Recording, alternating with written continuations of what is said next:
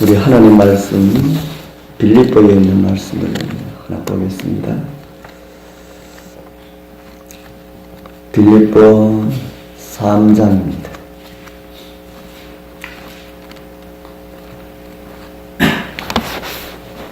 에베소 다음에 있는 책이죠.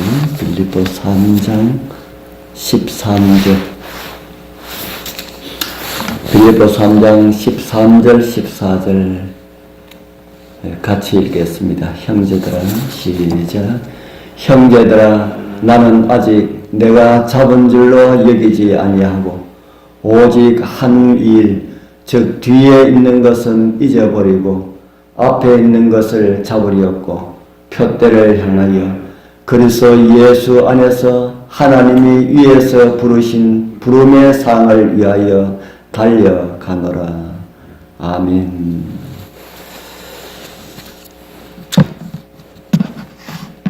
지난 과거에 얽매여서 현실을 알지 못하는 사람들이 많이 있습니다. 그것이 심한 사람들을 보고 치매에 걸렸다, 그렇게 말을 합니다. 물론 질병으로 현실을 모르고 과거만 기억하는 사람들도 있습니다. 그러나 질병이 아니면서 과거에 집착하시는 분들이 있다는 것입니다. 그리스도인들도 과거를 먹고 사는 사람들이 있습니다.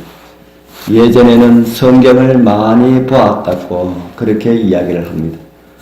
그리고 전도도 많이 하였다고 마치 영웅들의 무용담을 늘어놓듯이 이야기하는 사람들이 있습니다. 우리가 잘 아는 고린도전서 13장 마지막 절은 이런 말씀을 우리에게 주고 있습니다. 우리 잘 아는 말씀입니다. 그런즉 믿음, 소망, 사랑 이 세 가지는 항상 있을 것인데 그 중에 제일은 사랑이라. 어떻게 사랑이 제일일까요? 저는 성경을 통해서 이렇게 이해하기를 좋아합니다. 믿음은 과거의 일이고요. 믿음으로 구원받은 것은 이미 지나간 일이라 하는 것입니다. 그리고 소망은 미래의 일입니다. 그러나 사랑은 지금의 일이라 하는 것이죠. 믿음으로 구원받은 사람들은, 그리고 소망 가운데 있는 사람들은 다 사랑으로 역사하는 삶 속에 살아야 한다 하는 것입니다. 우리 성도님들, 우리를 구원하시고 부르신 하나님의 부르심에 엘리사처럼 그렇게 응답하는 은혜가 있기를 소원합니다. 엘리사는 부름을 받았을 때에 즉시로 모든 것을 버리고 사역에 착수하였습니다. 떠나는 길에 울음소리나 후회도 없었습니다. 가족 중 한 사람이 명예를 얻었다고 그의 집에서 잔치가 벌어진 그런 모습이 성경에 기록되어 있습니다. 엘리사의 첫 번째 과업이 어떤 것이었습니까? 바로 하찮은 일에도 정성을 다하는 것이었습니다. 그는 선지자의 심부름꾼으로 부름을 받았습니다. 그는 그의 상전 엘리야의 손에 물을 부으라는 요청을 받았고 그런 사람으로 성경에 알려져 있습니다. 얼마간 엘리야를 섬긴 뒤에 그는 수제자가 되어서 스승의 자리를 이어받았습니다. 그 당시 그보다 위대한 사람은 없었습니다. 그는 그런 일 앞서 엘리야의 밑에서 견습생으로 일을 하였습니다. 마침내 지도자가 떠날 때가 이르러 왔습니다. 그의 제자 중 한 사람으로 그는 앞으로 나왔습니다. 엘리야는 승천할 준비가 마쳐졌고 엘리사는 선지자로 그의 뒤를 이을 준비를 마쳤습니다. 길갈과 베델, 여리고에는 선지자 학교가 있었습니다. 이 땅을 떠나기 전에 엘리야는 이 중요한 장소를 둘러보고 싶었을 것입니다. 그래서 선지자 학교와 그곳의 활동을 보도록 하나님께 허락을 받은 뒤에 그는 기쁨이 가득하였을 것입니다. 학생들에게 하나님의 놀라운 일을 끊임없이 상기시키는 교육, 하나님의 율법을 드높이고 존중하는 교육이 거기서 시행되고 있었습니다. 엘리야와 함께 다니면서 엘리사는 그와 떨어져 지낼 기회를 곳곳에서 발견합니다. 내가 청하노니 너는 여기서 머물라 라고 엘리야는 그에게 말을 합니다. 그렇게 엘리사의 믿음은 매 순간 시험을 받았습니다. 그러나 엘리사는 낙심하지 않는 법을 밭에서 쟁기질을 할 때에 그는 터득하였습니다. 이제 그는 또 다른 일로 쟁기를 잡고 있었습니다. 그는 실패하지도 실망하지도 않기로 결심합니다. 돌아가라는 권유를 받을 때마다 그는 선언합니다. 주께서 살아계시고 또 당신의 혼이 살아있는 한 내가 당신을 떠나지 아니하리다 라고요. 이후에 엘리사는 엘리야 자리에 섰습니다. 신뢰받을 자리에 오르기 위하여서 주님의 말씀에 절대적으로 순종해야 하였습니다.